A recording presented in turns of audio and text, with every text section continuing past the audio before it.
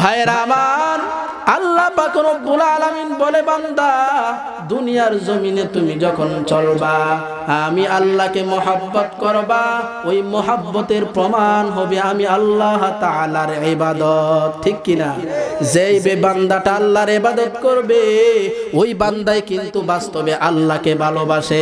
আর যে বান্দা আল্লাহ তাআলার ইবাদত করে না, ওই বান্দা কিন্তু আল্লাহ তাআলাকেও ভালোবাসে না। ঠিক কিনা?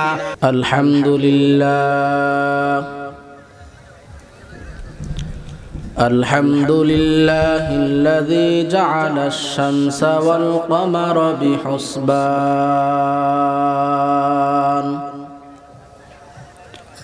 One Nazma wash শাজারা ইয়াসজুদান وفضل زمانا على زمان كما فضل مكانا على مكان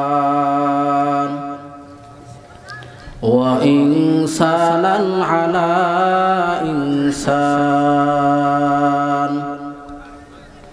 ونشهد أن لا إله إلا الله وحده لا شريك له لا ضد له ولا ند له ولا مثل له ونشهد أن سيدنا وسندنا وحبيبنا وحبيب ربنا وطبيبنا وطبيب قلوبنا ومولانا محمدا عبده ورسوله صلى الله تعالى عليه وعلى آله وأصحابه وبارك وسلم. أما بعد فأعوذ بالله من الشيطان الرجيم. بسم الله الرحمن الرحيم. قل إن كنتم تحبون الله فاتبعوني يحببكم الله ويغفر لكم ذنوبكم والله غفور رحيم. وقال النبي صلى الله عليه وسلم من أحب سنتي فقد أحبني ومن أحبني كان معي في الجنة أو كما قال عليه الصلاة والسلام. صدق الله مولانا العظيم وصدق رسوله النبي الكريم ونحن على ذلك من الشاهدين والشاكرين والحمد لله رب العالمين.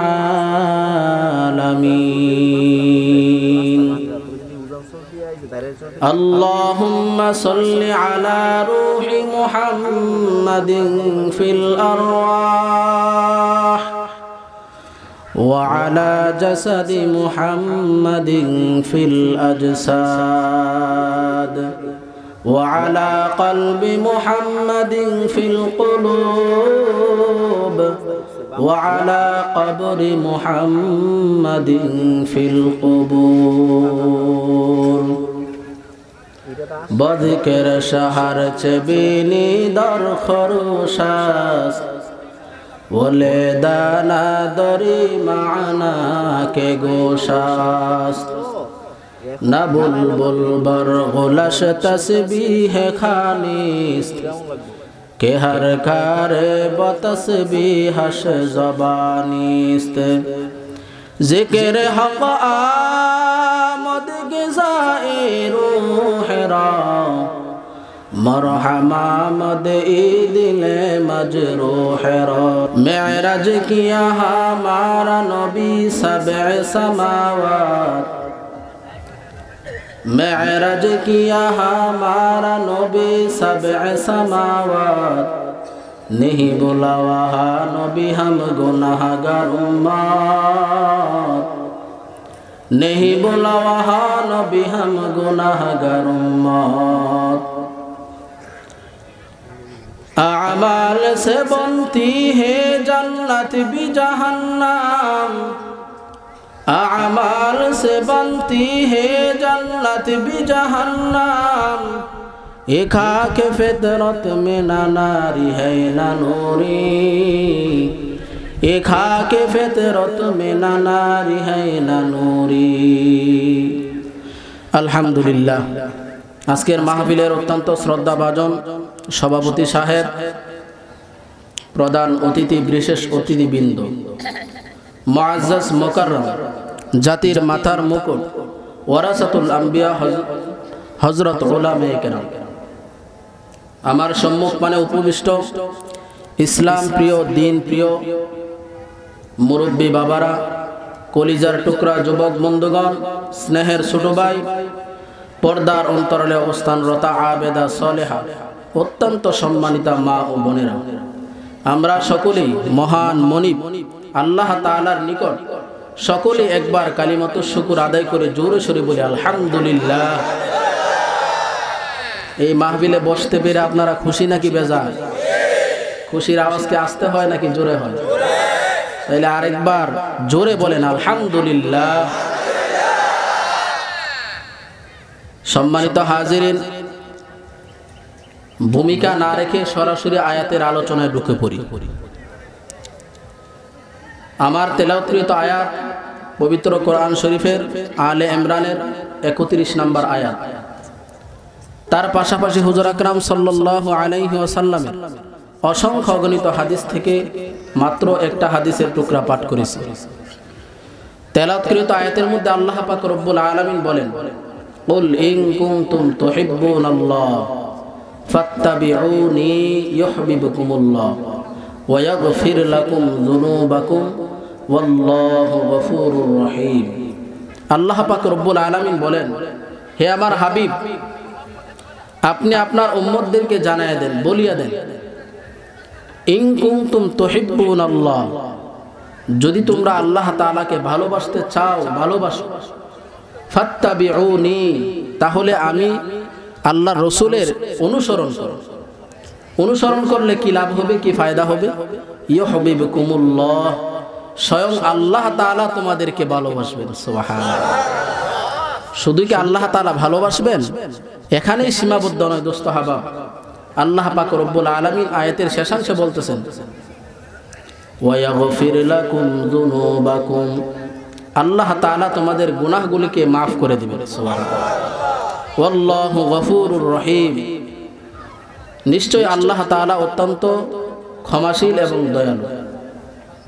হাদিসের মধ্যে আল্লাহর নবী সাল্লাল্লাহু আলাইহি ওয়াসাল্লাম ফরমান, মান আহাব্বা সুন্নতি ফাকাদ আহাব্বানি, যে আমি নবীর সুন্নতকে মহব্বত করলো সেজন্য আমি নবীকে মহব্বত করলো। সুবহানাল্লাহ। ওয়ামান আহাব্বানি কানা মাই ফিল জান্নাহ, আর যে আমার সুন্নতকে মহব্বত করবে, মহব্বতকারী ব্যক্তি আমি রাসূলের সাথে জান্নাতে থাকবে। সুবহানাল্লাহ। আল্লাহ পাক রব্বুল আলামিন কি বলছেন? যদি তোমরা আমি আল্লাহ তাআলাকে ভালোবাসো। এখন প্রশ্ন হলো, আমরা আল্লাহকে কেন ভালোবাসবো, ঠিক কি না? একটা মানুষকে, একটা ব্যক্তিকে ভালোবাসার কিছু কারণ থাকে কি থাকে না? আল্লাহ পাক রব্বুল আলামিন যে বলছেন, আমাকে যদি ভালোবাসো তাহলে আমার হাবিবের অনুসরণ করো, তাহলে আমরা আল্লাহ তাআলাকে কেন ভালোবাসবো?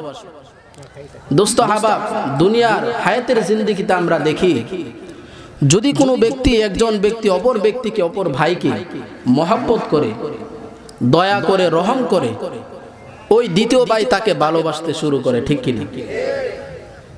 আল্লাহ পাক রব্বুল আলামিন বলেন, বান্দা, হে আমার বান্দা বান্দির দল, আমি আল্লাহ পাক রব্বুল আলামিন তোমাদের উপর কত দয়া করলাম, কত দয়া করলাম। হে বান্দা আমি আল্লাহ তোমাদের উপর কত দয়া করলাম, আমি আল্লাহ পাক রব্বুল আলামিন তোমাকে দয়া করিয়া বান্দা তোমার দুইটা চক্ষু আমি আল্লাহ দান করলাম, তোমার হাত পা সবকিছু দান করলাম। বান্দা তুমি তাকায় দেখো, তোমার মতন অনেক মানুষ আছে সমাজের মধ্যে, তার দুইটা চক্ষু নাই, অথবা তার চক্ষু থাকলে তার একটা হাত নাই, আছে কিনা নাই? আল্লাহ পাক রব্বুল আলামিন বলেন, বান্দা আমি আল্লাহ পাক রব্বুল আলামিন কত দয়া করলাম, আমি আল্লাহ পাক রব্বুল আলামিন তোমাদেরকে কত মায়া করলাম রে বান্দা। হে বান্দা তুমি যখন দুনিয়াতে আসছিলা না, তুমি যখন তোমার মায়ের গর্ভ ছিলা রে, হে আমার বান্দা আমি আল্লাহ পাক রব্বুল আলামিন তোমাকে তোমার মায়ের গর্ভের ভিতরে আমি আল্লাহ পাক রব্বুল আলামিন কত সুন্দরভাবে লালন পালন করেছি, ঠিক কিনা? আল্লাহ পাক রব্বুল আলামিন বলে, বান্দা আমি আল্লাহ পাক রব্বুল আলামিন কত দয়া করলাম। এই জন্য আমি আল্লাহ বলতেছি, তোমরা যদি আমি রবকে ভালোবাসো, আমি আল্লাহকে ভালোবাসো, তাহলে আমার নবীর অনুসরণ করো। ইউহিব্বুকুমুল্লাহ, আমি আল্লাহ পাক রব্বুল আলামিন তোমাদেরকে ভালোবাসি। দোস্ত আহবাব, আল্লাহ তাআলার ভালোবাসা একটা বান্দার উপর থাকা, এটা কি সাধারণ বিষয় নাকি? অনেক বড় বিষয়, বড় চাওয়া এবং পাওয়া। মুসলিম শরীফের হাদিস, আল্লাহর নবী সাল্লাল্লাহু আলাইহি ওয়াসাল্লাম ফরমান, যখন কোনো বান্দা আল্লাহ তাআলাকে ভালোবাসতে শুরু করে, আল্লাহ তাআলা ওই বান্দাকে ভালোবাসে। আল্লাহ তাআলা বান্দাকে ভালোবাসার পর জিবরাইল আলাইহিস সালামকে ডেকে বলেন, হে জিবরাইল, আমি আল্লাহ পাক রব্বুল আলামিন দুনিয়ার জমিনের অমুক গ্রামের অমুক ব্যক্তিকে ভালোবাসি, তুমিও স্বয়ং তাকে ভালোবাসো। সুবহানাল্লাহ। জিবরাইল আমিন আল্লাহ তাআলার পক্ষ থেকে যখন এই অর্ডার পেয়ে যায়, তখন জিবরাইল আমিন বলে, হে আসমানের বাসিন্দারা, হে আসমানের ফেরেশতারা, তোমরাও ওই ব্যক্তিকে ভালোবাসো যেই ব্যক্তিকে স্বয়ং আল্লাহ এবং আমি নিজে ভালোবাসি। সুবহানাল্লাহ। আসমানবাসীরা তাকে ভালোবাসতে শুরু করে। রাবী বলেন, আসমানের ফেরেশতারা জমিনের ফেরেশতাদেরকে লক্ষ্য করিয়া বলে, হে জমিনের ফেরেশতারা, তোমরা যারা জমিনের মধ্যে বিচরণ করতেছো, চরসয়ানি গ্রামের অমুক ব্যক্তিকে আল্লাহ পাক রব্বুল আলামিন ভালোবাসে, জিবরাইল ভালোবাসে, আমরা আকাশের ফেরেশতারাও ভালোবাসি, তোমরাও তাকে ভালোবাসতে শুরু করো। সুবহানাল্লাহ।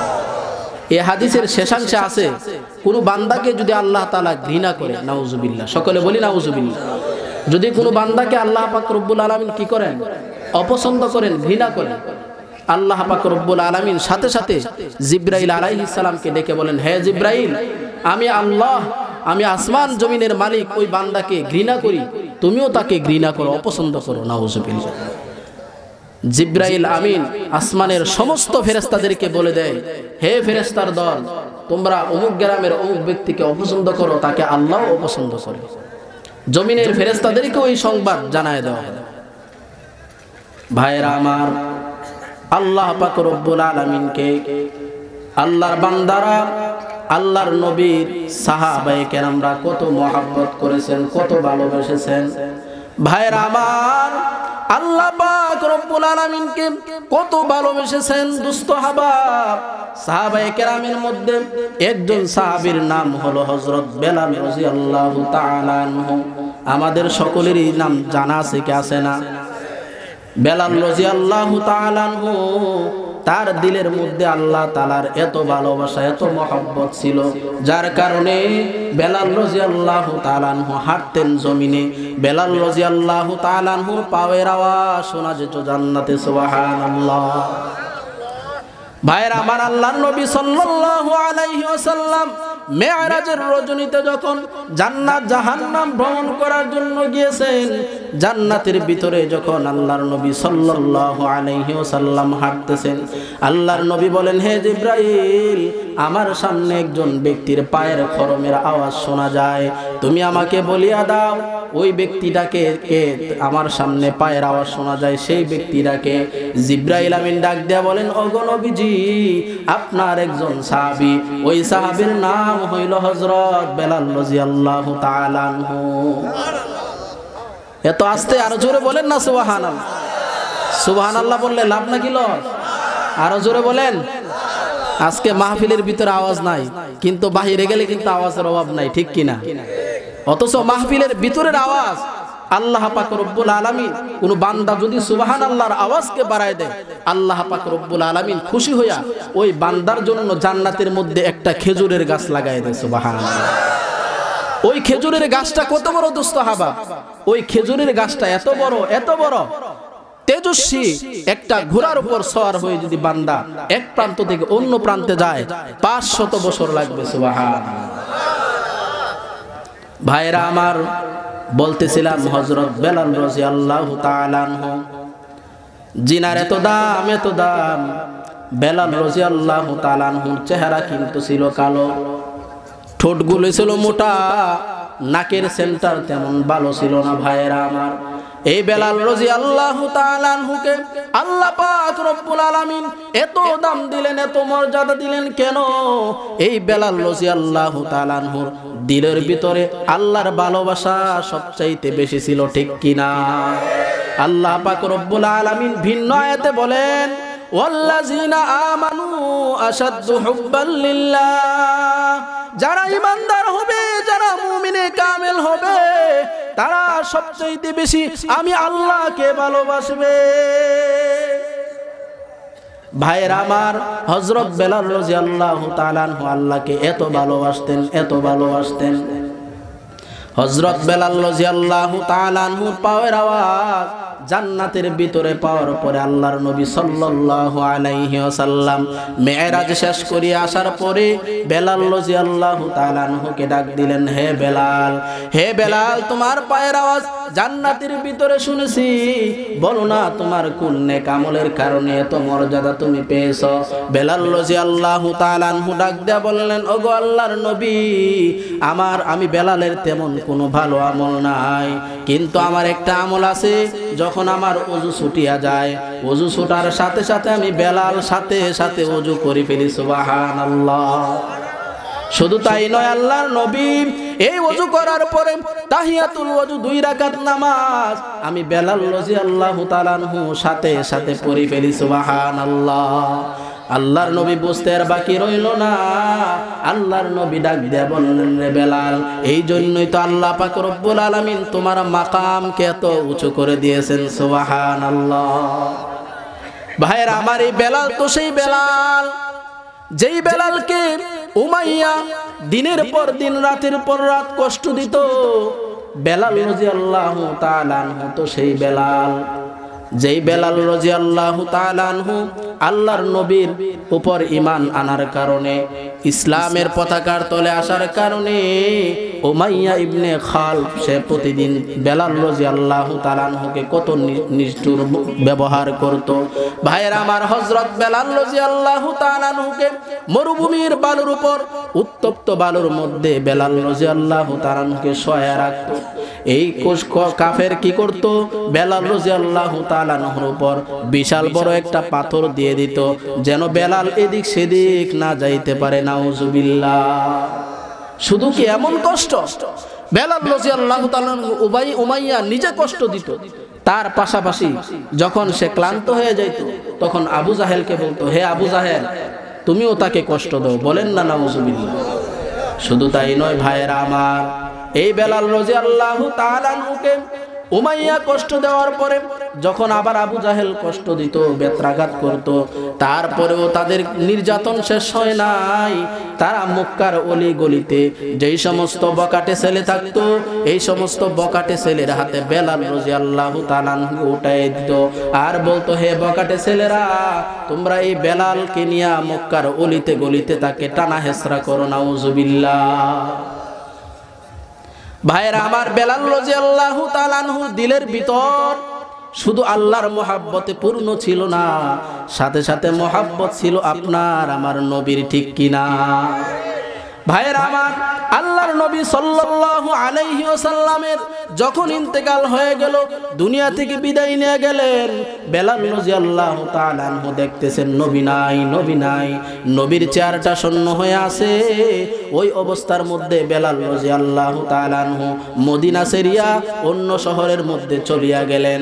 আল্লাহর নবী সাল্লাল্লাহু আলাইহি ওয়াসাল্লাম দীর্ঘদিন পরে স্বপ্ন যুগে বেলাল রাদিয়াল্লাহু তাআলা আনহুকে বলতেছেন, রে বেলাল, এটা কেমন ব্যবহার? আমি নবীর সাথে তুমি অনেক দিন পর্যন্ত দেখা করো না। সুবহানাল্লাহ। স্বপ্ন যুগে বেলাল রাদিয়াল্লাহু তাআলা আনহুকে বলতেছে, হে বেলাল, এটা কেমন ব্যবহার? আমি নবীর সাথে আজ অনেক দিন হয়ে গেল, তুমি আমার সাথে দেখা করতেছো। সুবহানাল্লাহ। ভাইরা আমার, বেলাল রাদিয়াল্লাহু তাআলা আনহু যখন স্বপ্নের মধ্যে এই জিনিস দেখলেন, স্বপ্ন দেখার পর বেলাল রাদিয়াল্লাহু তাআলা আনহু ভোর হতে মদিনায় চলে আসলেন। মদিনায় চলে আসার পর হযরত হাসান হুসাইন রাদিয়াল্লাহু তাআলা আনহু বেলাল রাদিয়াল্লাহু তাআলা আনহুকে বলতেছেন, হে বেলাল, আজকে মদিনার মধ্যে আজান দিবেন আপনি। সুবহানাল্লাহ। আজকের আজান আপনি দিবেন। মদিনার মধ্যে যখন বেলাল রাদিয়াল্লাহু তাআলা আনহু আজান দিতেছে, দোস্ত হাবা, সেই পূর্বের ইতিহাস, নবী থাকা অবস্থায় বেলাল যে আজান দিত, সেই ইতিহাস আবার বেশি উঠেছে। মক্কার অলিতে গলিতে শুধু পুরুষ নয়, মহিলারা পর্যন্ত কান্নার রুল ছড়াই দিছে। সুবহানাল্লাহ।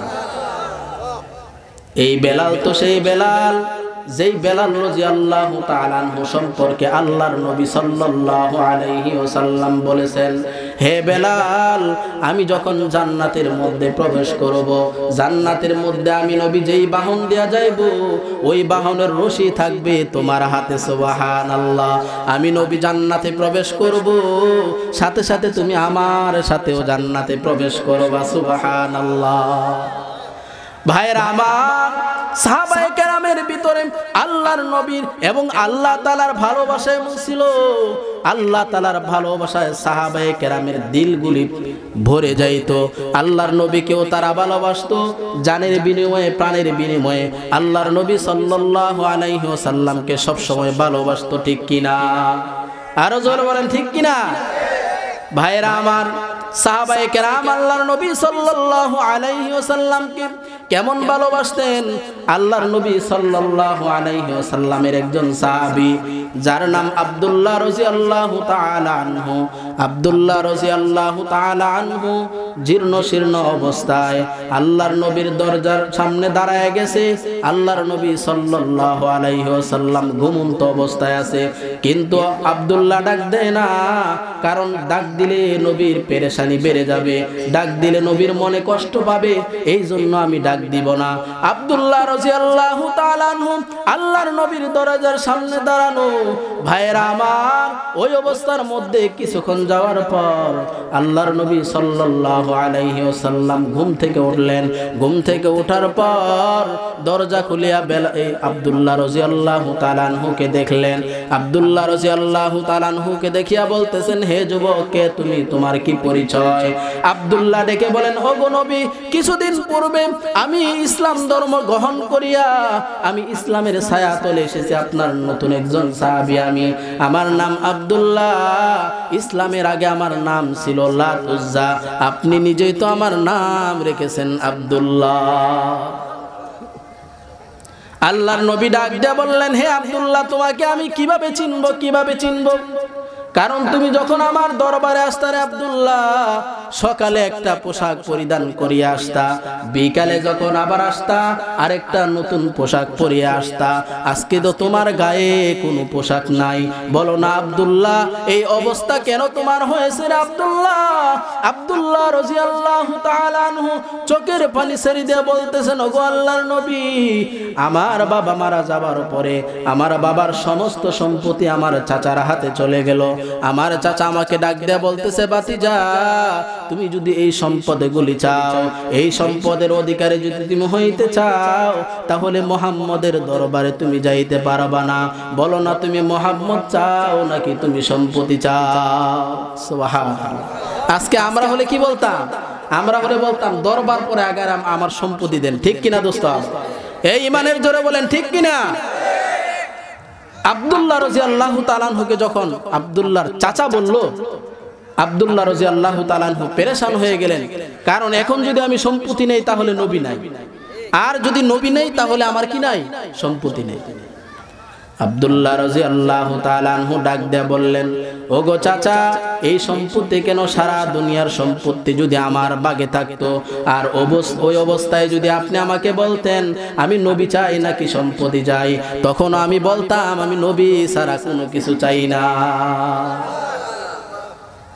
ভাইয়ের আমার, আব্দুল্লাহ রাদিয়াল্লাহু তাআলা আনহু যখন এই কথা বললেন, এই কথা বলার পর আব্দুল্লাহ রাদিয়াল্লাহু তাআলা আনহু চাচা বলতেছে, হে ভাতিজা, তোমার শরীরের মধ্যে যেই পোশাক আছে, তুমি যেই পোশাক পরিধান করে আমার সামনে দাঁড়ায় আছো, এই পোশাক কিন্তু তোমার বাবার টাকার কিনা না, এই পোশাক কিন্তু আমি নিজে কিনে দিয়েছি।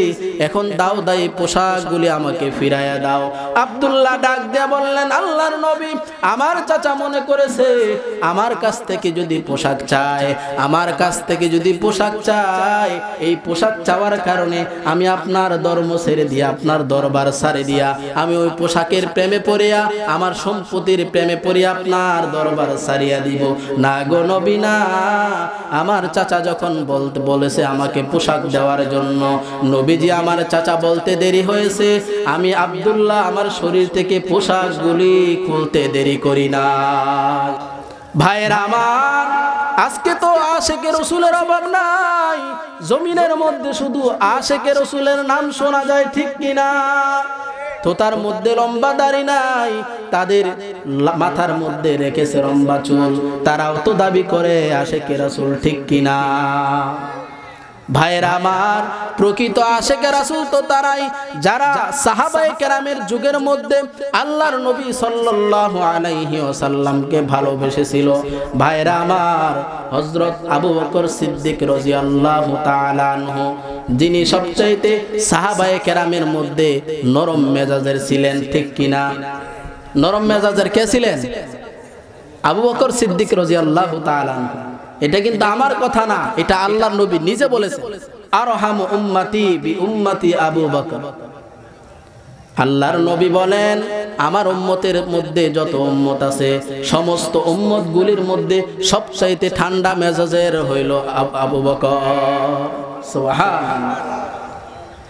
আবু বকর রাদিয়াল্লাহু তাআলা আনহু রাস্তা দিয়ে হাঁটতেছে, ওই অবস্থার মধ্যে এক ইহুদি আসিয়া আবু বকর রাদিয়াল্লাহু তাআলা আনহুকে ডাক দিয়ে বলতেছেন, হে আবু বকর, তোর নবী এবং তোর নবীর আল্লাহ বড় মিসকিন। নাউজুবিল্লাহ বলবেন না? হায় হায়। এই কথা বলার পরে আবু বকর রাদিয়াল্লাহু তাআলা আনহুর মেজাজ বড় গরম হয়ে গেছে। লোকটা কিন্তু শান্ত মেজাজের, ঠিক কিনা?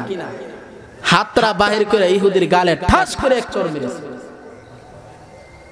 ওই ইহুদি গালে দরিয়া নবীর দরবারে আসছে। নবীর দরবারে আসার পর বলতেছে, ওগো নবী, আল্লাহর নবী আপনার সাহাবী আমাকে চড় মেরেছে, থাপ্পড় মেরেছে। আল্লাহর নবী বলেন, আমার কোন সাহাবী তোমার উপর আক্রমণ করেছে, আঘাত করেছে?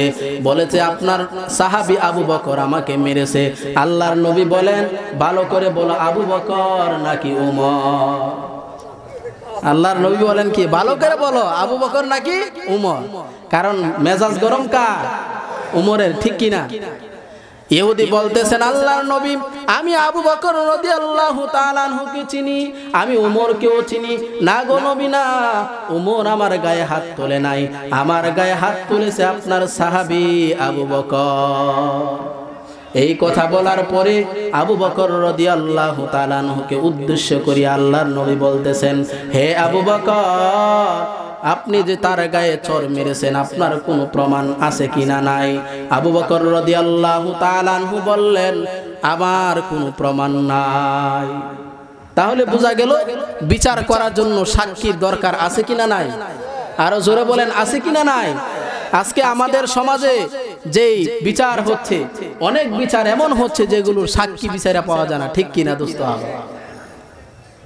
টেবিলের নিচ দিয়ে যদি কিছু দেয় তাহলে সাক্ষীর আর দরকার, ঠিক কিনা দোস্ত? আবার এক যুবক আসিয়া এলাকার যিনি মাতাব্বর বিচার করে বলে, ভাই, আমার তো সমস্যা হয়েছে, আমি একজনের সাথে ঝগড়া করেছি, এখন আপনি একটু বিচার করতে হবে, আপনাকে আমি ৫,০০০ টাকা দিলাম, আপনি বিচারটা একটু আমার দিকে কইলেন। এরকম বলে কি বলে না? এই যুবক যার সাথে আক্রমণ করেছে, যার সাথে ঝগড়া করেছে,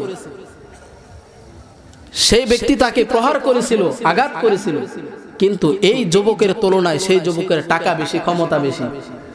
ওই যুবক এলাকার মেম্বারকে আসে বলতেছেন, হে মেম্বার, আমাকে চিনেননি, আমি কিন্তু অমুক বংশের, আমার কিন্তু আজকে অপরাধ, কিন্তু আপনাকে 10 দিলাম, আপনি কথা বলবেন আমার পক্ষে। মেম্বার বলতেছেন, যা রে যুবক যা, নাকে তেল দিয়া ঘুমায় থাক, আগামীকালকে রায় হবে তোর দিকে। দুই যুবক বাড়িতে যাওয়ার পরে পরের দিন যখন বিচার হইল, ভাইয়েরা আমার, ওই বিচারক যখন বিচারক কার্যালয়ের মধ্যে বসলো, ঘুরতে ঘুরতে ঘুরতে ঘুরতে বাস মারছে যার অপরাধ হয় নাই তাকে। এখন যুবক বলতেছে, কি ব্যাপার মেম্বার সাহেব, আপনাকে তো আমি 5000 টাকা দিছি, আপনি তো আমার ব্যাপারে রায় দেন নাই, আপনি তার ব্যাপারে রায় দিলেন। মেম্বার বলতেছে, কি করবে 5-এ, বাস দিছে 10-এ। এরকম আছে কিনা নাই দোস্ত হাবা? কি আপনাদের খারাপ লাগতেছে? সঠিক কথাটাই তো সমাজের মধ্যে তুলে ধরতে হবে, ঠিক কিনা? মুসলমান জাতি সঠিক কথা বলতে কখনো দ্বিধাবোধ করে না, ঠিক কিনা? ভাইরা আমার, এটা মুসলমানের দেশ। এই দেশের মধ্যে মুসলমান মেম্বারের সংখ্যা বেশি নাকি কম? চেয়ারম্যানের সংখ্যা বেশি নাকি কম? এমপির সংখ্যা মুসলমান বেশি নাকি কম? তাহলে ভয় কিসের, ঠিক কিনা? ভাইরা আমার, আল্লাহর নবী সাল্লাল্লাহু আলাইহি ওয়াসাল্লাম যখন এই কথা বললেন, ভাইরা আমার, আল্লাহর নবী দিনের জন্য কত মেহনত করেছেন, দিনের জন্য কত মুজাহাদা করেছেন, নিজের গায়ের রক্ত জড়িয়েছেন, তারপরেও জমিনের মধ্যে আল্লাহর বিধানকে কায়েম করেছেন, ঠিক কিনা? আয়েশা সিদ্দিকা রাদিয়াল্লাহু তাআলা আনহা বলেন, আমি একবার আল্লাহর নবী সাল্লাল্লাহু আলাইহি ওয়াসাল্লামকে গোসল করাইতেছিলাম, ওই অবস্থায় আমি তাকায়া দেখি আল্লাহর নবীর পিঠের মধ্যে বসন্তের দাগের মতো দেখা যায়। আয়েশা ডাক দিয়া বললেন, ওগো নবীজি, আপনার পিঠের মধ্যে বসন্তের দাগের মতো দেখা যায়, আপনার কি কখনো বসন্ত রোগ হয়েছিল কিনা? আল্লাহর নবী ডাক দিয়া বললেন, না রে আয়েশা, না, আমার জীবনে কখনো বসন্ত রোগ হয় নাই। আয়েশা ডাক দিয়া বললেন, ওগো নবীজি, কিসের জন্য এই কালো কালো দাগ দেখা যায়? আল্লাহর নবী চোখের পানিগুলি ছেড়ে দিয়া বলতেছেন, আয়েশা, আমি যখন দিনের দাওয়াত নিয়ে তায়েফের ময়দানে গিয়েছিলাম, তায়েফবাসী আমাকে অনেক নির্যাতন করেছিল, আমার উপর অনেক আঘাত করেছিল, শেষ পর্যন্ত তারা আমার উপর পাথর নিক্ষেপ করেছিল। ওই পাথর নিক্ষেপ করার কারণে আজ আমার পিঠের মধ্যে কালো কালো দাগ দেখা যায়। ভাইয়ের আমার, যে নবী দিনের জন্য কত কষ্ট করলেন, কত মুজাহাদা করলেন, অথচ যেই নবীর জীবনের শুরুতেও কোনো গুনাহ নাই, জীবনের শেষেও কোনো গুনাহ নাই, ঠিক কিনা? আল্লাহর নবী সাল্লাল্লাহু আলাইহি ওয়াসাল্লাম তো এমন একজন নবী, যেই নবী এক জায়গার মধ্যে যখন বসতেন, 1 সপ্তাহ পরিমাণ এই জায়গার মধ্যে মেশক আম্বরের ঘ্রাণ আসতো। সুবহানাল্লাহ। আল্লাহর নবী তো এমন নবী, 7 দিনের ক্ষুধার্ত ব্যক্তিও যদি নবীর দিকে একটু নজর দিত, 7 দিনের ক্ষুধা নিবারণ হয়ে যাইত। সুবহানাল্লাহ। ভাইরা আমার, হযরত হাসান হুসাইন রাদিয়াল্লাহু তাআলা আনহু বলেন, একবার হাসান হুসাইন রাদিয়াল্লাহু তাআলা আনহু ফাতেমা রাদিয়াল্লাহু তাআলা আনহাকে ডেকে বলেন, ওগো মা, 7 দিন যাবত আমাদের খানা নাই, আমাদের ঘরে কোনো খাবারের ব্যবস্থা নাই, আপনি আমার নানাকে একটু দাওয়াত দেন না, নানা যদি আমাদের বাড়িতে আসে তাহলে আমাদের সুব্যবস্থা হবে। ফাতেমা রাদিয়াল্লাহু তাআলা আনহা ডাক দিয়া বললেন, হে সন্তান, তোমার নানাই তো নিজেই ক্ষুধার্ত, আমাদের জন্য কিভাবে খাবারের ব্যবস্থা করবে? সুবহানাল্লাহ। চিন্তা করেন, যে নবীর জন্য আল্লাহ সব কিছু বানাইছেন, সেই নবী ক্ষুধার্ত ছিলেন কি ছিলেন না দোস্ত? শুধু কি ক্ষুধার্ত, ক্ষুধার জ্বালায় পেটের মধ্যে পাথর বেঁধেছিলেন দোস্ত হাবা। আর আজকে তো আমরা অনেক ভালো অবস্থায় আছি, ঠিক কিনা? ভাইয়েরা আমার, হুসাইন রাদিয়াল্লাহু তাআলা আনহু যখন উনার মাকে বললেন, মা গো, আমার নানাকে আমাদের বাড়িতে একটু দাওয়াত দেন, আমাদের বাড়িতে দাওয়াত দিলে নানার বরকতে আমাদের জন্য বরকত আসবে। বলতেছে, হে আমার সন্তান, তোমার নানাই তো আজকে কয়েকদিন যাবত ক্ষুধার্ত। হুসাইন রাদিয়াল্লাহু তাআলা আনহু চোখের পানিটা ছেড়ে দিয়া বলতেছেন, রে মা, আমি কেন বলেছি তুমি তো জানো না। হে মা, আমার নানা যখন আমাদের বাড়িতে পাড়া দিবে, আমার নানার চেহারা যখন আমি দেখি গো মা, আমার নানার চেহারা দেখার সাথে সাথে আমার 7 দিনের ক্ষুধার্ত শেষ হয়ে যাইবে। চিল্লায় বলেন সুবহানাল্লাহ। এমন নবীর গায়ে তায়েববাসী প্রহার করেছিল, মেরেছিল দোস্ত হাবা। ভাইরা আমার, আল্লাহর নবী আবু বকর সিদ্দিক রাদিয়াল্লাহু তাআলা আনহুকে ডেকে বলতেছেন, হে আবু বকর, আপনি আমার কাছে সাক্ষী দেন। সাক্ষী যদি দিতে পারেন তাহলে আপনার ব্যাপারে আমি সুপারিশ করব, কথা বলবো। আবু বকর বলতেছেন, না গো নবী না, আমার কাছে কোনো সাক্ষী নাই। ইহুদি বলতেছে, আল্লাহর নবী আবু বকরের কোনো সাক্ষী নাই।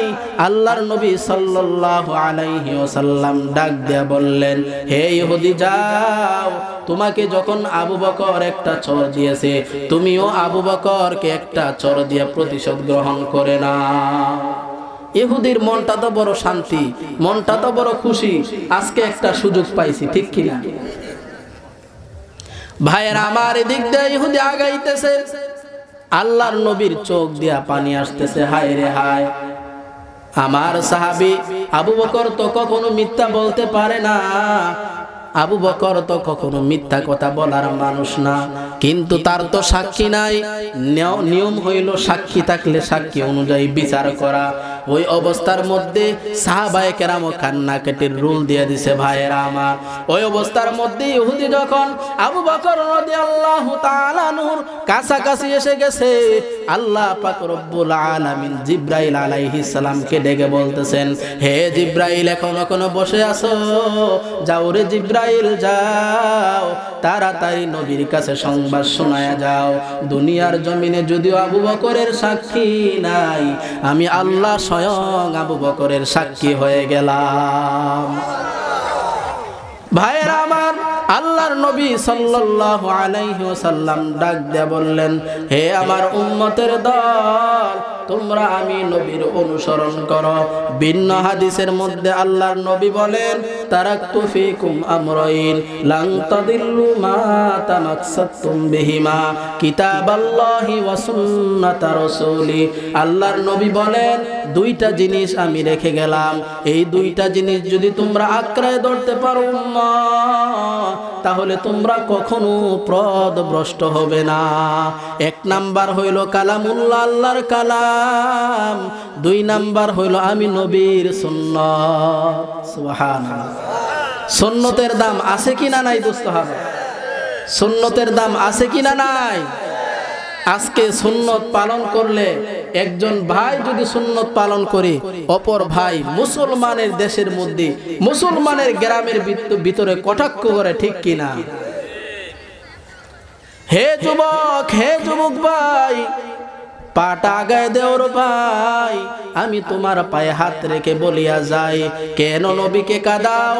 নবীকে কেন কাঁদাও রে ভাই? আল্লাহর নবী বলেন, যেই যুবক তার চেহারার ভিতরে বেলেট লাগাইবে, 24টা ঘন্টা তার জন্য গুনাহে কবিরা লেখা হবে, নাউজুবিল্লাহ। হে যুবক ভাই, আল্লাহ পাক রব্বুল আলামিন তোমার মতন কত যুবক দেখো 5 ওয়াক্ত নামাজ পড়ে দাড়িটা লম্বা করে, সময় পাইলে হুজুরদের সাথে ভালোভাবে দেখা করে মুসাফা করে, আছে কিনা নাই? যুবক তুমি কেন পারো না? মনটা বড় সাক্ষী দেয় রে যুবক। হে যুবক তুমি কেন পারো না? বলে তোমার কপালের ভিতরে আগুন লেগে গেছে, ঠিক কিনা? তোমার কপালটা তো পুড়িয়াই গেছে রে যুবক। হে যুবক, তোমার মতন কত যুবক দেখবা নামাজের কাতারের মধ্যে দাঁড়ায় আছে, আজান যখন মুয়াজ্জিন দেয় যুবক মসজিদের দিকে দৌড়ায়, আছে কিনা নাই? তুমি যুবক কেন পারো নাই? হে যুবক, আমি বলিয়া যাই, আমিও তোমার মতন একটা যুবক সন্তান। আমি ইচ্ছা করলে তোমার মতন, আমি ইচ্ছা করলে তোমার মতো চলতে পারতাম। হে যুবক না রে যুবক না, কোরআন হাদিস পড়িয়া দেখলাম, জাহান্নামের বয়ান শুনিয়া দেখলাম, নিজে জাহান্নামের বয়ান পড়িয়া দেখলাম, কবরের আযাব কিন্তু মিথ্যা না। আল্লাহর নবী বলেন, যেই ব্যক্তি জাহান্নামের অংশগ্রহণ করবে, যেই ব্যক্তি দুনিয়ার আমল ছেড়ে দিবে, জাহান্নামের আগুন যাকে গ্রাস করবে, ওই যুবকের সব কিছু পুড়িয়া ভস্ম হয়ে যাবে। নাউজুবিল্লাহ। ভাইরা আমার, আল্লাহ পাক রব্বুল আলামিন বলে, বান্দা দুনিয়ার জমিনে তুমি যখন চলবা, আমি আল্লাহকে মহব্বত করবা, ওই মহব্বতের প্রমাণ হবে আমি আল্লাহ তাআলার ইবাদত। ঠিক কিনা? যেই বান্দাটা আল্লাহর ইবাদত করবে, ওই বান্দাই কিন্তু বাস্তবে আল্লাহকে ভালোবাসে। আর যে বান্দা আল্লাহ তাআলার ইবাদত করে না, ওই বান্দা কিন্তু আল্লাহ তাআলাকেও ভালোবাসে না। ঠিক কিনা? ভাইরা আমার, ইবাদতের মধ্যে সবচাইতে গুরুত্বপূর্ণ ইবাদত হইল নামাজ। ঠিক কিনা? কত ওয়াক্ত নামাজ? আরো জোরে বলেন।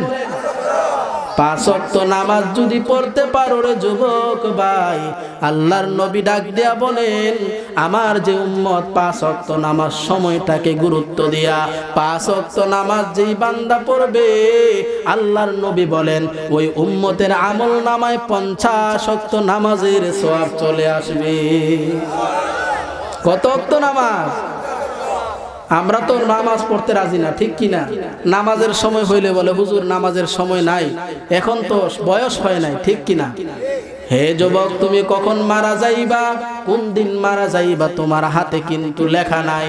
হে যুবক ভাইয়েরা, বৃদ্ধ বাবারা, কোন দিন মারা যাবেন সেটা কিন্তু আপনার হাতেও লেখা নাই, আমার হাতেও লেখা নাই। ঠিক কিনা?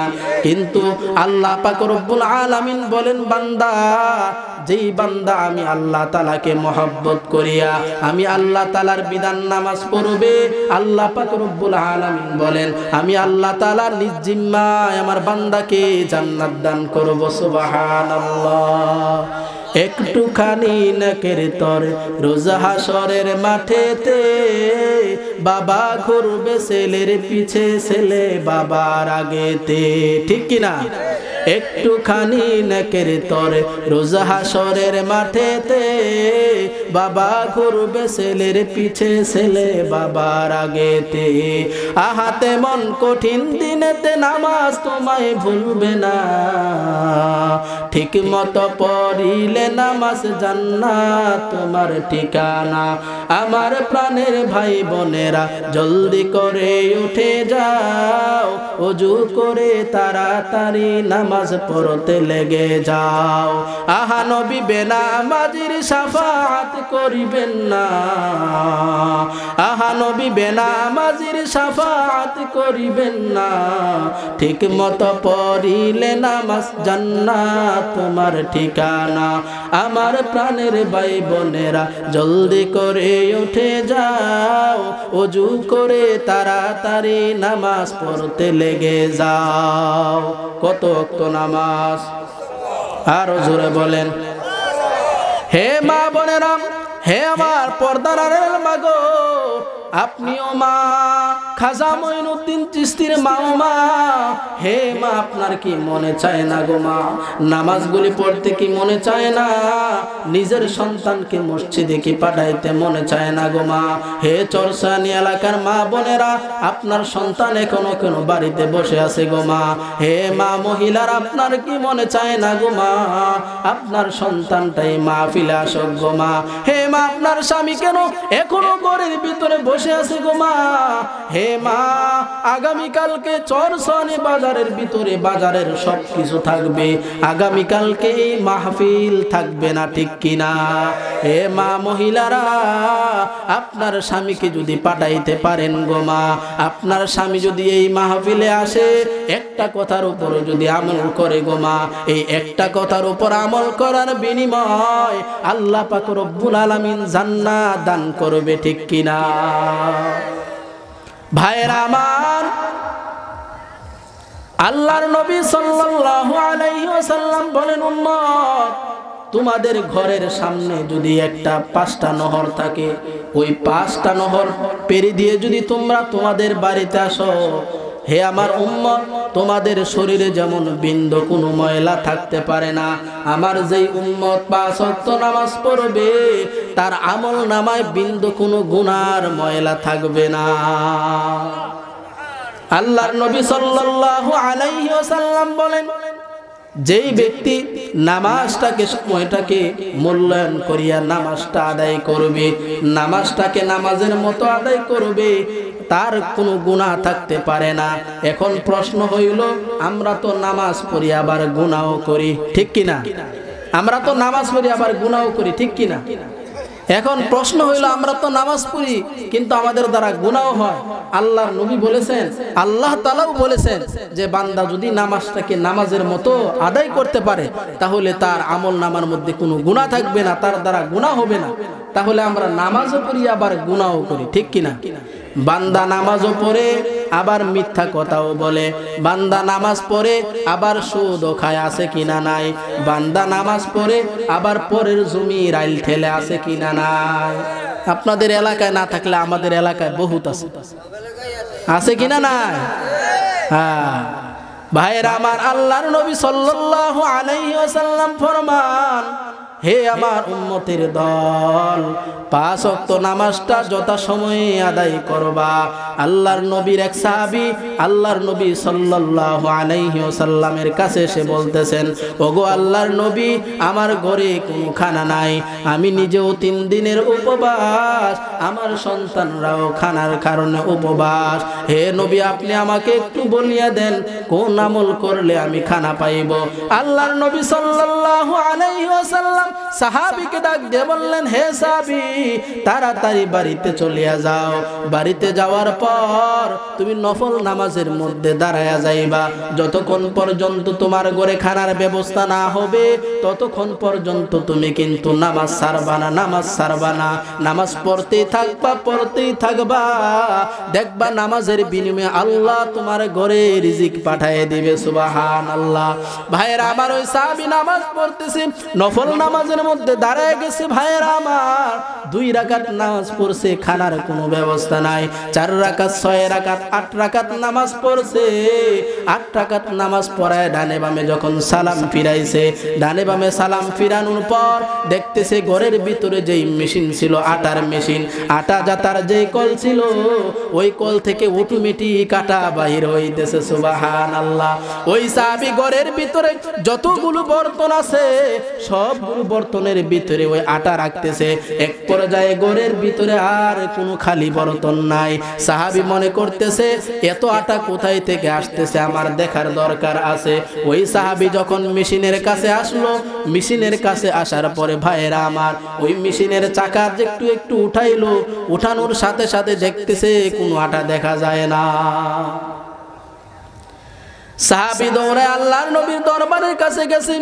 আল্লাহর নবীর কাছে যাওয়ার পর বলতেছেন, ওগো নবীজি, আমার আপনি যখন বলেছেন নামাজের কারণে আমার রিজিকের ব্যবস্থা হবে, আমি তো নামাজ পড়েছি, রিজিকের ব্যবস্থাও হয়েছে, আমার আটা জাতার মেশিন থেকে আটা আসতেছে, আমি সব বর্তনের মধ্যে আমি আটা রেখেছি। এক পর্যায়ে আমি দেখি ঘরের ভিতরে কোনো খালি বর্তন নাই। এক পর্যায়ে যখন আমি এই অবস্থায় দেখলাম, আমি ওই মেশিনের মধ্যে গিয়ে আমি কৌতূহল ভরিয়া তাকায় দেখলাম এত আটা কোথায় থেকে আসতেছে। ওগো আল্লাহর নবী, আমি সাহাবী যখন ওই মেশিনের দিকে তাকাইলাম, সাথে সাথে অটোমেটিক মেশিন থেকে আটা আসা বন্ধ হয়ে গেল। আল্লাহর নবী ডাক দিয়ে বললেন, হে রে সাহাবী, কি করলে রে সাহাবী? তুমি যদি আটার মেশিনের দিকে না তাকাইতা, কিয়ামত পর্যন্ত আমার আল্লাহ কিয়ামত পর্যন্ত এই মেশিন থেকে অটোমেটিক আটা বাহির করতো। ভাইরা আমার, আল্লাহর নবীর প্রতি সাহাবায়ে কেরামের কত ভালোবাসা ছিল, আমাদের কিন্তু এর পরিমাণ কিছু পরিমাণও ভালোবাসা নাই, ঠিক কিনা? মুখে আমরা বলি আশেকে রাসূল, কাজের দ্বারা আশেক কোনো নাই, ঠিক কিনা? ভাইরা আমার, এই জমিনের মধ্যে যত ধরনের বিচার হয়েছে, এই নবীর বিরুদ্ধে যত ষড়যন্ত্র করেছে, নবীর সুন্নতের বিরুদ্ধে যত কথাবার্তা বলেছে, এই সমস্ত নাস্তিকদের বিচার যদি আজকে জমিনে হয়তো, দুনিয়াতে অন্য কোন নাস্তিক মাথা জাগার সুযোগ পাইতো না, ঠিক কিনা? দুনিয়ার জমিনে সব জিনিসের বিচার হচ্ছে, কিন্তু নবীর সুন্নতের যারা অবমাননা করতেছে, নবীর সুন্নতকে যারা কটাক্ষ করতেছে, বলে নবীর দাড়ি ছিল ছাগলের দাড়ির মতো, নাউজুবিল্লাহ, যেই সমস্ত নাস্তিকরা এই কথাগুলি বলতেছে, দোস্ত আবা, বাংলার জমিনে নাস্তিকদের কোনো বিচার হচ্ছে না, ঠিক কিনা? আজকে যদি নাস্তিকদের বিচার হইতো, বাংলার জমিনে অন্য কোন নাস্তিক মাথা চারা দিয়ে জাগার সুযোগ পেত না, ঠিক কিনা? ভাইরা আমার, আল্লাহর নবী সাল্লাল্লাহু আলাইহি ওয়াসাল্লামকে সাহাবায়ে কেরাম নিজেদের জান দিয়ে প্রাণ দিয়ে মহব্বত করেছেন।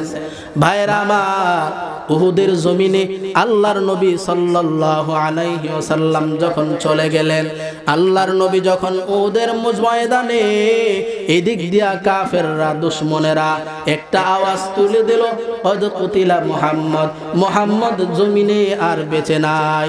এই খবর যখন মক্কার অলিতে গলিতে চলে গেল, ভাইরা আমার, মদিনার অলিতে গলিতে চলে গেল, আল্লাহর নবীর একজন আশেক, ওই আশেক এখনো মদিনায় যাইতে পারে নাই, যুদ্ধের ময়দানে যাইতে পারে নাই। ওই আশেক নতুন বিবাহ করেছিল, বিবাহ করার পর স্ত্রীর সাথে সহবাস করেছিল, সহবাস করার পর ওই সাহাবী গোসল করার জন্য আগাইছিল, গোসল এদিক দিয়া আওয়াজ আসছে, নবী দুনিয়াতে নাই। ওই সাহাবী বলতেছে, গোসল আমার আগে না, নবী আমার আগে। নবী যেহেতু দুনিয়াতে নাই, আমি সাহাবীও দুনিয়ায় বেঁচে থেকে লাভ নাই। ভাইয়েরা আমার, হানজালা রাদিয়াল্লাহু তাআলা আনহু উহুদের ময়দানের দিকে দৌড়াইতেছে। উহুদের ময়দানে যাওয়ার পর বেদিনদের সাথে একাই যুদ্ধ করতেছে, শত শত বেদিনকে নিজে কচু কাটা করতেছে। এদিক দেখ বেদুন দেখতেছে, এই সাহাবী তো অনেক অগ্রসর হয়ে যাইতেছে, সবাইকে কতল করে দিতেছে। একজন আসিয়া হানজালা রাদিয়াল্লাহু তাআলা আনহুকে শাহাদাত করে দিয়েছে। দোস্ত আহবাব, আল্লাহর নবী সাল্লাল্লাহু আলাইহি ওয়াসাল্লাম সাহাবায়ে কেরামকে ডাক দেয়া বললেন, হে আমার সাহাবায়ে কেরাম, এই যুদ্ধের ময়দানে যত শহীদ হয়েছে সকলের লাশগুলো তাড়াতাড়ি করে তোমরা সংগ্রহ করো, সকলকে জানাজা দিতে হবে, অতি দ্রুত তাদের কাফনের ব্যবস্থা করো। এদিক দিয়া ভাইয়েরা আমার, হানজালা রাদিয়াল্লাহু তাআলা আনহুর স্ত্রী দৌড়াইতেছে, হানজালার স্ত্রী দৌড়াইতেছে, উহুদের ময়দানের দিকে দৌড়াইতেছে।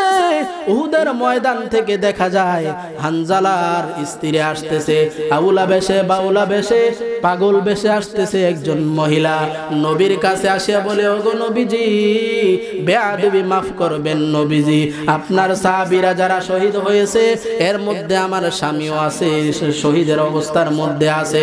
ওগো নবীজি, আমার স্বামী কিন্তু গোসল করতে পারে নাই, এই যে শহীদ হয়ে গেছে আমার স্বামী নাপাক, আমার স্বামীকে গোসল না দিয়া জানাজা দিবেন না। আল্লাহর নবী ডাক দিয়ে বললেন, হে সাহাবায়ে কেরাম, হানজালার লাশটা তোমরা বাহির করে আনো। দেখো না কোথায় হানজালার লাশটা পড়ে আসে। এদিক দিয়ে আল্লাহ তাআলা হানজালার লাশটাকে আল্লাহ পাক রব্বুল আলামিন জান্নাতের পানি দিয়া গোসল দিতেছে। সুবহানাল্লাহ, দুনিয়ার পানি না, জান্নাতের পানি দিয়া গোসল দিতেছে। সুবহানাল্লাহ। আল্লাহর নবী যখন হানজালার লাশ বিশ্রাইতেছে, আল্লাহর নবীর সাহাবীরা যখন হানজালার লাশ বিশ্রাইতেছে, ওই অবস্থার মধ্যে সাহাবায়ে কেরাম আসিয়া বলতেছেন, ওগো আল্লাহর নবী, হানজালার লাশ পাওয়া গেছে। আল্লাহর নবী বলেন, দ্রুত তার লাশটাকে নিয়ে আসো, তাকে গোসল দেওয়ানোর দরকার।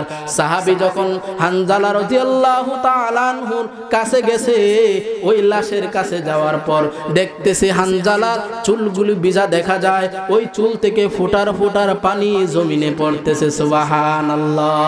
সাহাবী যখন আসিয়া বলতেছে আল্লাহর নবী আপনার সাহাবীর শরীর থেকে পানি পড়তেছে, এদিক দিয়া জিবরাইল আমিনের মাধ্যমে আল্লাহর নবীর কাছে সংবাদ পৌঁছায় দিয়েছে। আল্লাহর নবীর কাছে জিবরাইল আমিন এসে বলতেছে আল্লাহর নবী আপনার সাহাবী হানজালা রাদিয়াল্লাহু তাআলা আনহুর জানাজার জন্য গোসলের জন্য দুনিয়ার পানির কোনো প্রয়োজন নাই, আল্লাহ পাক রব্বুল আলামিন জান্নাতের পানি দ্বারা গোসল দিয়া দিয়েছে। চিল্লায় বলেন সুবহানাল্লাহ। সে আল্লাহ এখন আছে কিনা নাই? সবাই বলেন, সবাই বিশ্বাস করেন? তাহলে নামাজ পড়েন না কেন? এ মুসলমান নামাজ পড়েন না কেন? বলে হুজুর সব বয়ান দিয়েন, নামাজের বয়ান আর দিয়েন। হায় হায় হায়, আজকে আমরা মুসলমান দাবি করি, নিজেদেরকে ইমানদার দাবি করি, কিন্তু নিজের সন্তান বালেক সন্তান হাসতেছেন দোস্ত হাবা, চোখের পানি আসতে আসতে এই চোখ দিয়ে রক্ত পড়ার দরকার ছিল। যা আমি নিজে নামাজি হইছি, আমার সন্তান নামাজি না, আমার বিবি নামাজি না, আমার ভাই নামাজি না, আমার চাচা নামাজি না। হাসরের ময়দানে একদল শ্রেণীর লোকেরা হাসরের ময়দানে আপনার আমার বিরুদ্ধে নালিশ দিবে। হাসরের ময়দানে বলবে আল্লাহ আমার গার্জিয়ান ছিল আমার স্বামী দুনিয়াতে আমাকে কোনোদিন নামাজের কথা বলে নাই। ভাইয়েরা আমার, দুনিয়ার জমিনে যদি আমরা আমাদের স্ত্রীদেরকে নামাজের হুকুম করি, যদি স্ত্রী না পড়ে, হাসরের ময়দানে আল্লাহ পাক রব্বুল আলামিন স্ত্রীর মুখটাকে বন্ধ করিয়া দিবে, হাতের জবান খুলিয়া দিবে, পায়ের জবান খুলিয়া দিবে। হাত পাকে লক্ষ্য করিয়া আল্লাহ বলবে হে বান্দে তোমার স্বামীর ব্যাপারে তুমি একটু বলো, সে যে কথাটা বলেছে সেটা সত্য কিনা মিথ্যা। ওই অবস্থার মধ্যে হাত পা জবাব দিবে। তার স্বামী তাকে নামাজের কথা বলতো, কিন্তু সে নামাজ পড়তো না, ঠিক কিনা? কিন্তু আপনি আমি যদি না বলি ভাইয়েরা আমার, তাহলে আপনার আমার কি অবস্থা হবে? ওই দিন কিন্তু আপনার আমার ব্যাপারে মামলা দিয়া দিবে। ওই মামলা যখন দিবে, ওই মামলা কিন্তু তখন টাকা দিয়া ছুটানোর কোনো ব্যবস্থা নাই, ঠিক কিনা? দুনিয়ার জমিনে মামলা ছুটানোর ব্যবস্থা আছে কিনা? নাই। টাকার অঙ্ক বাড়াই দিলে মামলা শেষ, ঠিক কিনা? কিন্তু আখেরাতে হাসরের ময়দানে কি এগুলো চলবে?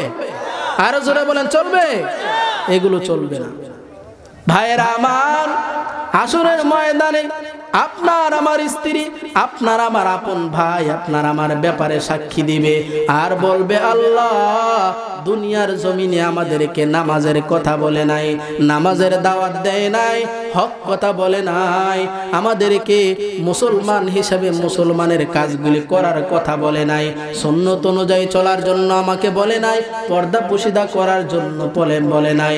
হে মা মহিলারা, আপনাদের স্বামী যাদেরকে পর্দার জন্য বারবার বলে গো মা, আপনারা কিন্তু স্বামীর বিরুদ্ধে যাবেন না গো মা। হে আমার মা মহিলারা, আপনারা নবীদের মা, ওলিদের মা, হাফেজে কোরআনের মা, আপনাদের স্বামীরা যদি আপনাদেরকে পর্দায় রাখতে চায়, আপনারা কিন্তু কখনো আপনাদের স্বামীর বিরুদ্ধে যাবেন না গো মা। হে মা মহিলারা, যাদের স্বামী নিজেদেরকে নিজের স্ত্রীদেরকে পর পুরুষের সামনে বাহির করতে চায়, পর পুরুষের সামনে নিয়ে যায়, স্বামীদেরকে সুন্দরভাবে শান্ত ভাষায় বুঝাইবেন, হে স্বামী আমার, আমি তো একমাত্র আপনার স্ত্রী, আমি তো অন্য কোনো মানুষের আপন নয়, আপনার আপন আমি সবচাইতে বেশি গো স্বামী। আপনি যদি আমাকে বাহিরে নিয়ে যান, আপনাকে আমাকে বাহিরে নেওয়ার কারণে পর্দা লঙ্ঘন হবে, আর এর জন্য গুনাহও কিন্তু আপনার হবে, ঠিক কিনা? আল্লাহ নবী এক হাদিসের মধ্যে বলেন, আলা কুল্লুকুম রাঈন ওয়া কুল্লুকুম মাসউলুন আন রাইয়াতিহি, তোমরা সকলেই সকলের পরিবারের ব্যাপারে জিম্মাদার, সকলকেই জিম্মাদারির ব্যাপারে প্রশ্ন করা হবে।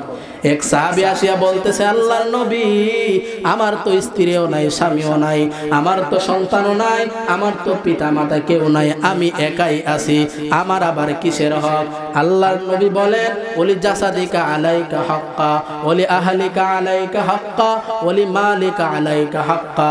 আল্লাহর নবী বলেন, হে সাহাবী, তোমার নফসের ব্যাপারে তুমি একজন জিজ্ঞাসাবাদ, তোমার নফসের ব্যাপারে জিজ্ঞাসা করা হবে, তোমার নফসকে তুমি কোন কোন কাজে চালায়াছ, ঠিক কিনা? ভাইয়েরা আমার, হে যুবক ভাই, হে যুবকের দল, তোমাদের পায়ে হাত দিয়া বলে যাই রে যুবক, হে যুবক, মা বাবার মনে কখনো কষ্ট দিবা না। আজকে তোমাদের মা বাবা দুনিয়াতে আছে, যাদের মা নাই তারা বোঝে মায়ের যে কত দাম, যার বাবা নাই তার সে জানে বাবার যে কত দাম, ঠিক কিনা? এই দোস্ত বাপ, মার মনে কি কষ্ট দিবেন? কথা বলেন না কেন, দিবেন? বাবার মনে কষ্ট দিবেন? এই সমাজে অনেক যুবক আছে মার সাথে খারাপ ব্যবহার করে, আছে কিনা? অনেক যুবক আছে যারা তাদের মায়ের সাথে খারাপ আচরণ করে। হে যুবক, তোমার তো জানা নাই, তুমি যখন তোমার মার গর্ভে ছিলা রে যুবক, তোমার মা তোমাকে নিয়ে কত কষ্ট করেছে। 10 মাস 10 দিন তোমাকে পেটের মধ্যে গর্ভধারণ করেছে। তুমি পেটে থাকার কারণে তোমার মা ভালো করে খানা খাইতে পারে নাই। তোমার মা খানা খাওয়ার জন্য গিয়েছে, কিন্তু খানার প্লেট সামনে নিয়েও বসেছে। তুমি যখন তোমার মার কলিজায় আঘাত দিছো রে যুবক, ওই অবস্থায় তোমার মা ভাতের প্লেটটাকে সামনে রাখিয়া দিয়া ওই কুঠিরের মধ্যে গিয়া, নিজের রুমের মধ্যে গিয়া এক পাশে শুয়ে আর কাঁদতেছে, আর বলে, আল্লাহ, আমার সন্তান আমাকে আঘাত দিছে, আমার মার মনে কোনো কষ্ট নাই। আয় আল্লাহ, দুনিয়ার জমিনে যদি আমি মা না বেঁচেও থাকি, তারপরে আমার সন্তানকে আপনি হেফাজতে রাখেন, ঠিক কিনা? হে যুবক, কিভাবে তুমি তোমার মার বিরুদ্ধে যাও রে যুবক? আজকে তুমি যাকে বড় আপন মনে করতেছ, আজকে তোমার স্ত্রীকে তুমি আপন মনে করতেছ, এই স্ত্রী কিন্তু তোমার আপন না। আজকে তোমার বন্ধুকে তুমি আপন মনে করতেছ, এই বন্ধু কিন্তু তোমার আপন না, ঠিক কিনা? বাংলার জমিনে এমন বহু বন্ধু আছে, নিজের আপন বন্ধু নিজেকে ফোন করিয়া, টেলিফোন করিয়া কাছে নিয়া তারপর তাকে জবাই করে দেয়, ঠিক কিনা দোস্ত? হে যুবক, আজকে তুমি যাদেরকে আপন মনে করতেছো রে যুবক, তারা তো আসলে কেউ আপন না। তোমার আপন, আমার আপন হইল সবচাইতে বেশি আপন হইল আপন মা বাবা, ঠিক কিনা? ভাইরা আমার, হে আমার ভাই, আমি আপনার পায়ে হাত রেখে বলি যাই রে যুবক ভাই, মার মনে কখনো কষ্ট দিবা না। মার মনে যদি দুঃখ দিয়ে থাকো, আজকের মাহফিল থেকে উঠে গিয়ে মার পায়ে ধরে কান্নাকাটি করবা গো মা।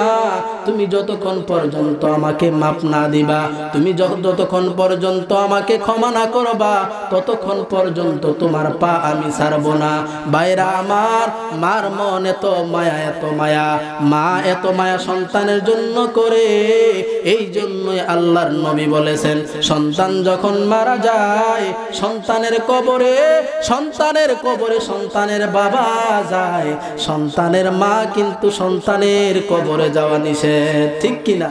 কারণ প্রত্যেকটা মা যখন সন্তানের কবরের ভিতরে নামতো, ওই সন্তানকে কবরে রাখিয়া মা কোনোদিন লাফ দিয়া কবরস্থানের উপরে উঠতে পারতো না, ঠিক কিনা? মার মনে এত মহাব্বত, মার মনে এত মায়া, মার মনে এত মায়ের যুবক। হে যুবক, আজকে তুমি কার পিছনে ঘুরতেছো রে যুবক? হে যুবক, মার দয়া যদি তোমার কাছে থাকে, মার দোয়া যদি তোমার কাছে থাকে, শত শত বিপদ তোমার থেকে দূরে চলে যাইবে, ঠিক কিনা? আজকে যাদের মা নাই সে বুঝে মা যে কত দাম। হে যুবক, তোমার মায়ের গর্ভে যখন তুমি ছিলা রে যুবক, তোমার মা তোমাকে নিয়ে কত কষ্ট করেছে। তোমাকে যখন মা প্রসব করেছে, প্রসব করার পরে যখন তোমার মা তোমাকে প্রসব করেছে, ওই অবস্থার মধ্যে তোমার মা কিন্তু অনেক কষ্ট করেছিল, ঠিক কিনা? এই জন্য যেই আলোচনা করেছি, আমরা যেন আল্লাহকে মহাব্বত করতে পারি, আল্লাহর সুন্নত অনুযায়ী চলতে পারি,